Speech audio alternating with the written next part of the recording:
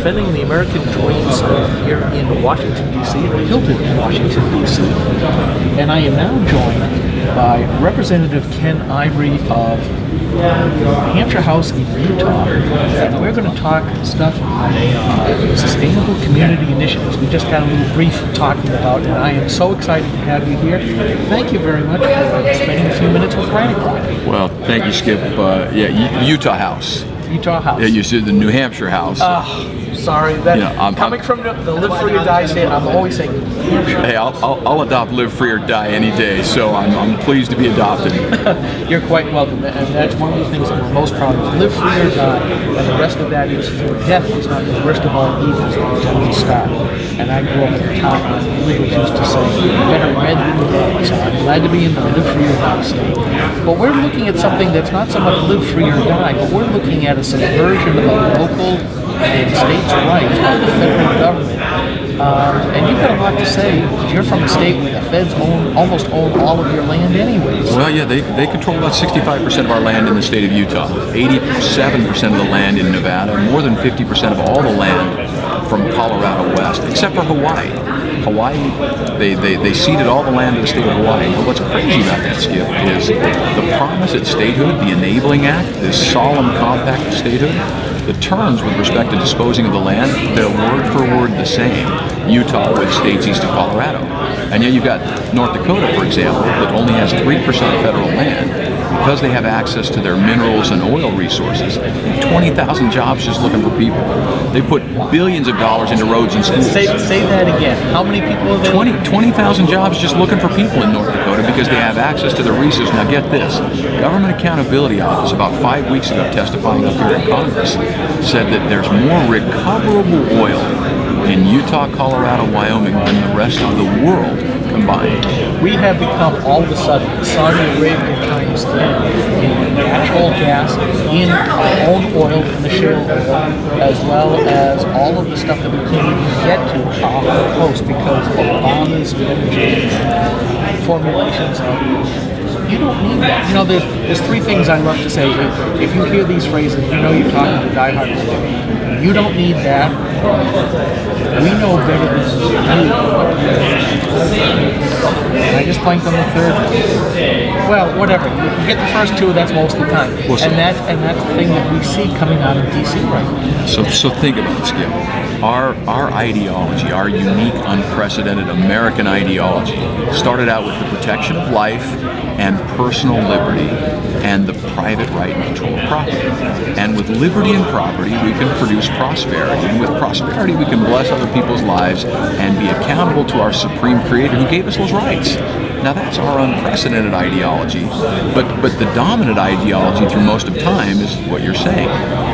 Centralized command and control of property and the means of production, and you serfs have the liberty to do what we, the government, tell you you can do. Well, look at where we're heading. Absolutely. The third one is for the common good.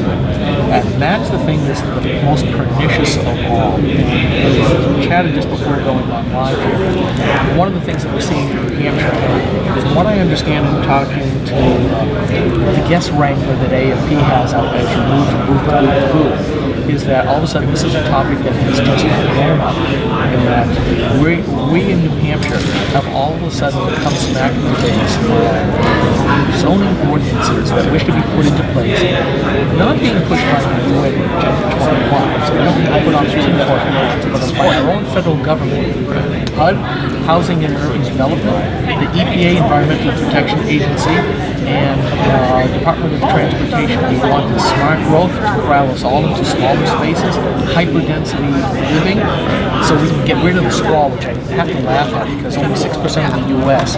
is actually developed land. And in rural New Hampshire, it's like, what?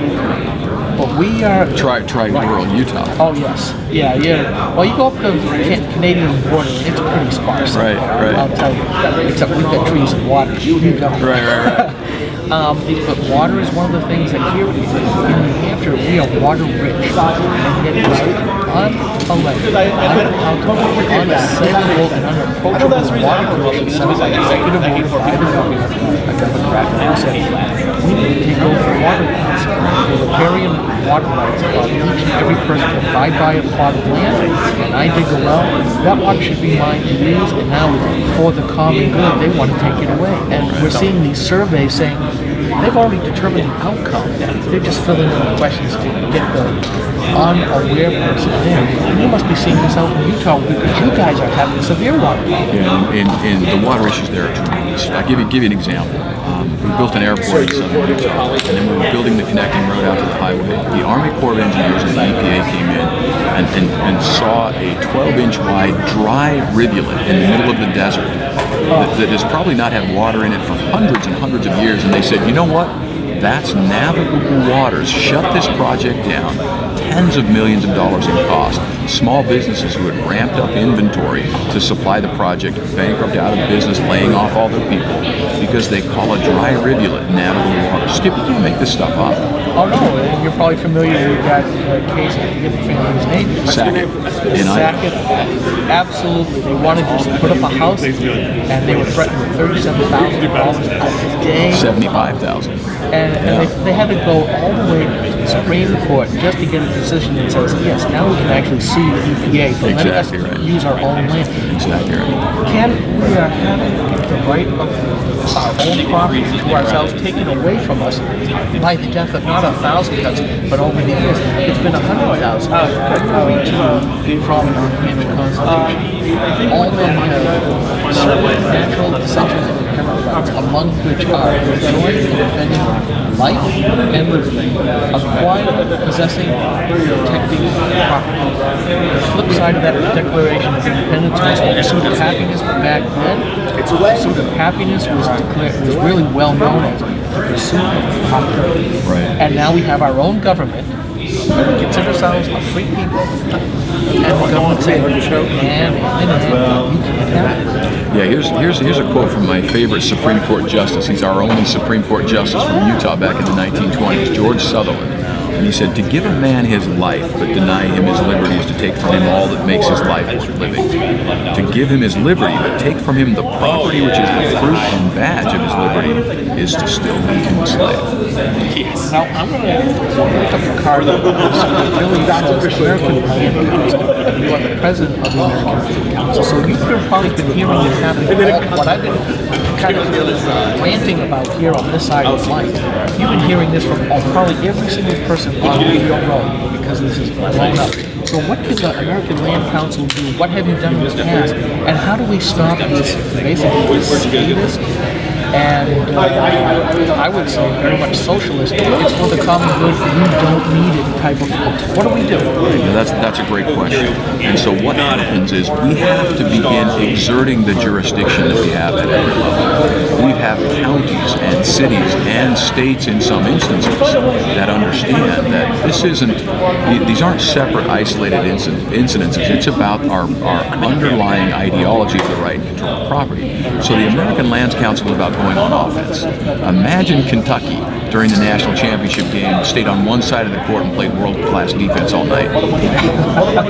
Right? Somebody wouldn't have a job later on. We've been playing defense on these things and losing ground. We have to go on offense. We have areas where we do control jurisdiction. And in fact, in the states and the counties, we have a moral obligation to protect the health, safety, and welfare of our people. And in fact, Justice Roberts, in the Not Affordable Care Act decision, said states are separate, independent sovereigns. Sometimes they have to act like it. And this police power, this power over the health, safety, and welfare of people is a power possessed by the states and not by the federal government.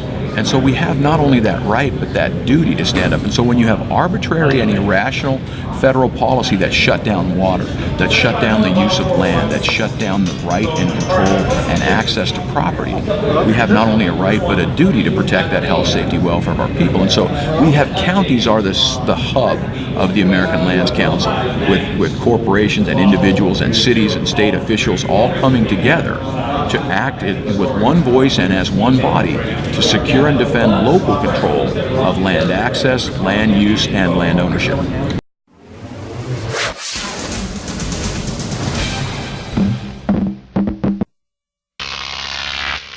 Croc TV.